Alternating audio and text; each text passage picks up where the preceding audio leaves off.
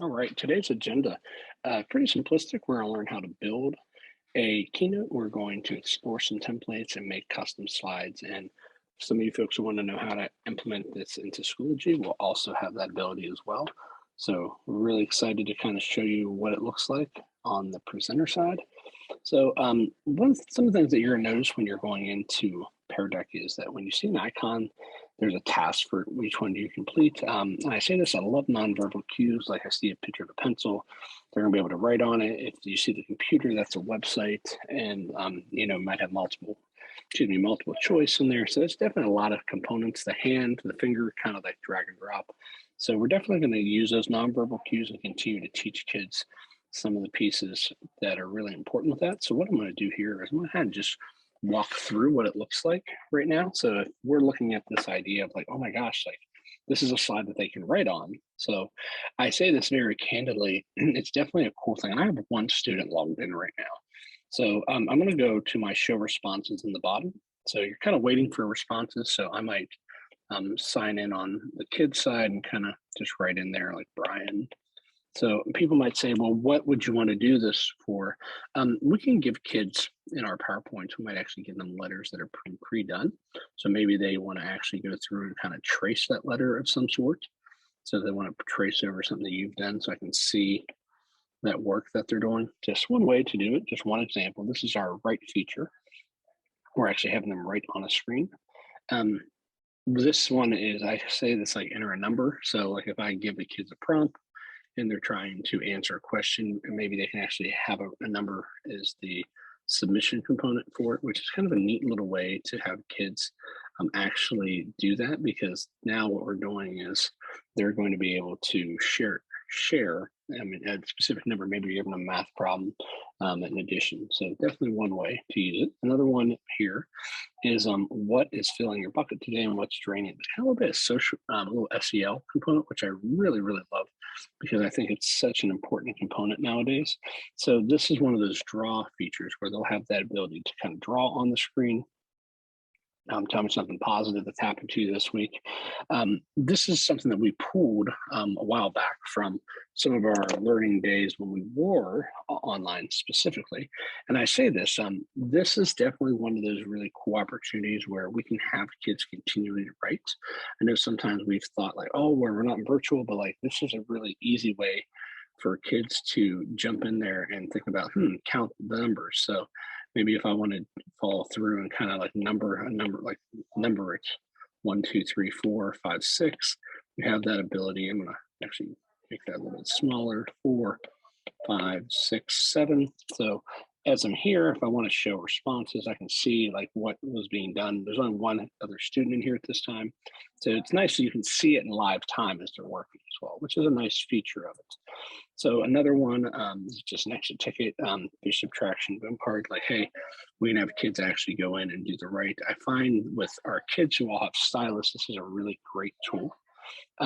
If you're looking on the social studies side, hey, what are the different farmers growing?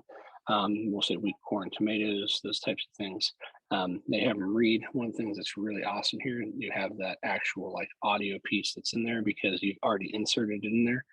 Now that we've read that, this is kind of a drag and drop idea. So like we've given them like a red dot, a purple dot. So like, hey, drag to the produced by the farmer, purple dot, we'll say the factory, those types of things. So as the kids are working, you can kind of see where I've done. So maybe I move this here. Oh, hey, Brian made a mistake. So definitely a different opportunity for kids to continue seeing. Like I said, just some pieces, something from the foundations, practicing these sounds out loud. Same idea, you can have them like sound it out. This is more just like, hey, you get to view more of a PowerPoint slide, but this is actually one of the ones I really like. So if we're looking here and we actually want kids to like, hey, if you tap on the sound up here, you can actually hear what the teacher has said. And on their side, they'll be able to tap that as well. So I'm going to go to the one right here, stop, S-T-O-P, stop. But like I said, just a bunch of opportunities that you have. That's just something for at the end. If you want to know how to use more of these, like that's the thing that I think is really awesome. So you just got to see the overview. So now what we're going to do is we're actually going to go through and like actually exit out of here. And when I exit out of there, I can save this like demo one. And the reason I would save it is I want to have that ability to look at it later and open it, which is really fantastic to do. So as we're able to go through there, maybe I want to select a student to get started. I can kind of look and see what he or she did. So definitely a cool opportunity to do it. What I'm going to do is actually go back, and people are like, what do you mean back? If you just go to PearDeck.com, you can kind of go back and see your past sessions that you've done. But more importantly now, let's start on creating our own. What does that look like? So PearDeck, for the purpose of Worcester County, we have to actually go into our Office 365. So once we're in our Office 365, we're going to go through to a PowerPoint and actually create a new one. One thing that folks always get thrown out there, hey, Brian, can I do this in the application? How this is set up, it's going to have to occur while we're actually in a PowerPoint online. So then we'll just call this our demo creation. So before we go in there, we want to add any more of those PowerPoint-like things into our PearDeck. We're going to have to go into our insert. Once we go there, we're going to have to get the add-on. So it's your add-on. You'll see my add-ons and manage add-ons. Just add that PearDeck one. If you don't have it for some reason and you're a Worcester County employee, reach out to me and I will help you. So if you notice over here, PearDeck has popped in. If you've never used this before, it might have you sign in. And people are like, oh, what do you mean sign in? You'll have to sign in with your email credentials. So just to kind of give you a couple options, we have a text, a choice, numbers, website, draw. I find a lot of people really, really love the draw focus. So I'm going to just go in here, create a new slide. Let's put a blank slide in there. As we're going through with our blank slide, say I tell them to, I'm just going to give some generic directions, just to give you more of an overview. So like draw a component of the setting from page 2 of the text. So something just kind of generic. And people are looking around, so like, now I say this, you'll make this look a lot prettier when you go in, but if I want to use the draw feature, all I had to do is click on the draw component over here, and it's going to give me this PearDeck component. A lot of people are like, oh my gosh, it's not on the page, I need to move it. I highly encourage you not to move it. It's meant to be there, but notice I lost part of my slide too. So that I would tell people, kind of make that a mental note, because that happens on all of them. So as we go through, I'm just going to keep adding a couple new blank slides, and actually I might just copy and paste 2 or 3 there. In here, I want to go to my multiple choice one for this next one, just to showcase it. People are like, oh, multiple choice, like red, blue, green. Okay, so we're going to update that to the slide. But in here, I need to put a question. So what I'm going to do is just copy and paste and just ask, like, hey, what color is the sky? So like I said, you have some options here. I found a lot of people like kind of clipping little components from other pieces that they've done just to make it a little bit easier for them. The number one I don't use as much. I really do find that the multiple choice and the draw one is probably the biggest one. The drag one, so people get thrown off. They want to drag their own items. You only get little dots. So in your mind, you have to start thinking like, where I want the red dot, the yellow dot, the orange dot to be dragged to. So if I'm thinking elementary, maybe we can do a sorting activity where like the red dots go on the animals. This goes on. So if I know I'm going to have like 3 red dots, or I need 3 red answers, like make sure you actually have 3 options here, because it only actually gives you 1 option. So if I need 2 reds, 2 greens, you have to actually go through and do it. You have a couple options on to use. I've used the flag or the marker before as an option. So let's add another one in there. Maybe we'll put 2 blues in there. So if I go through and update the slide, and we'll go a little simplistic. Let's go back in here. So we might just, we're going to say odd and even numbers. So we'll try that one more time. Actually, just insert our text box, might be simpler.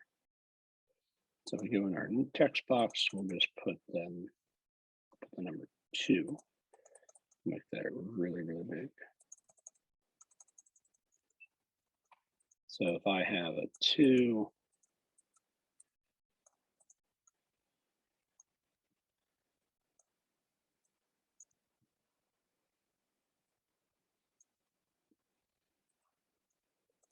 So if we say 3, 4, 4, 5, and say maybe our directions or something, take the drag, make that a little smaller.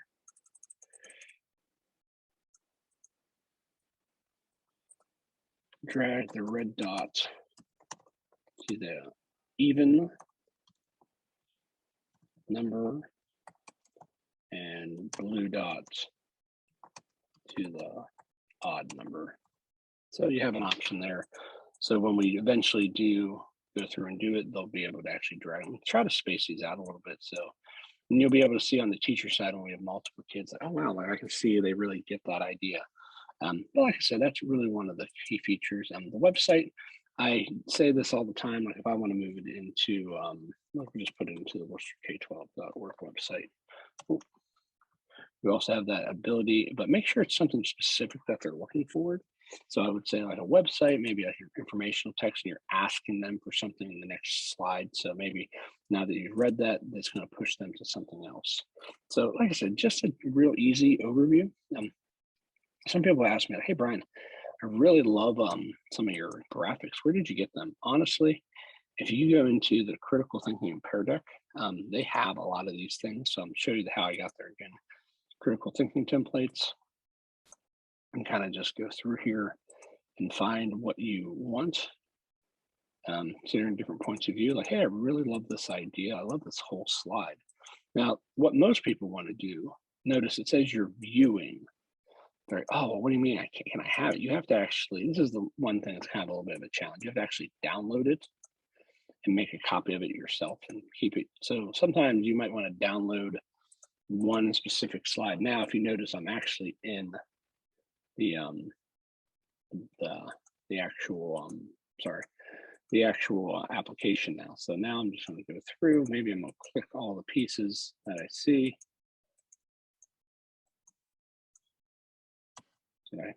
Oh, nope, I missed the heads. So now what I can do is I can go back into my online version. Go back to my next slide. And I can copy and paste that in there. So it'll give me the pieces. But you're going to notice it didn't copy everything. So sometimes I tell folks it might be easier to actually create and copy and paste back and forth, like create your file in the application, then drag it into Microsoft Office Online. Then it makes it a little easier to copy and paste these things. But I will say there's a ton of templates there. I wonder, those types of things. So if you want to kind of glance through that, it's a great resource. And I say this, if you're feeling, hey, Brian, that's really cool, I just need time with it, I will encourage you, that's what you need. It's the hardest thing to find is time just to create. So that's just a real quick overview of PearDeck. And as we're going through our PearDeck start, we've created it, we're good. How do I actually start using it now? That's always a question people have. So let me jump back in here to my demo that we just pulled in. See if I can find it here again. Okay. So we go back to our PowerPoint. See if I can get my recent. All right. Where did that go?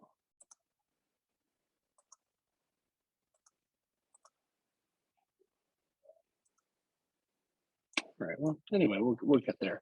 We'll go back with our demo one, but how do you start a PearDeck? So anyway, once we are in our PearDeck, we have clicked our insert, we have our add-ins already put in there. We have that ability now to start what that PearDeck will look like. So notice sometimes your add-ins, like, do I have to click this every time? Unfortunately, the answer is yes. But once I'm here and I've created my PearDeck, I'm literally going to click present with PearDeck. You have two options. You have a self-paced or instructor paced. Self-paced is like if you're going to leave it for maybe like substitute work might be a good idea, or instructor paced. Just for the purpose of now, I'm going to actually do the student paced just so you can see it. So now I'm going to go through. It's going to ask me some questions. Got it. Copy the join link, and this is what I would actually go in and as a link to put into Schoology. So just to let kids know. So go to the pet dashboard. So now I'm kind of viewing it right now, but it's self-paced. I can give it while I'm live, or they can just kind of work on it on their own. And you can take that link into Schoology just as easily and go through and just pop it in there. So this is really just a small overview of how to do it. So like I said, now that I'm here, I can literally just go to my add materials, add my link or file, go to add link, URL, and I might call this like demo activity, or you might call it something more specific. So then click on your ad, and now it's going to be there for kids to utilize when they go through. So once again, just a quick overview. If you have further questions and want to learn more about PearDeck, please reach out to me at central office, or you can also reach out to my counterpart, Mr. Nicholas Genovese, who's also a rock star with the tool. So thank you guys, and have a wonderful, wonderful day.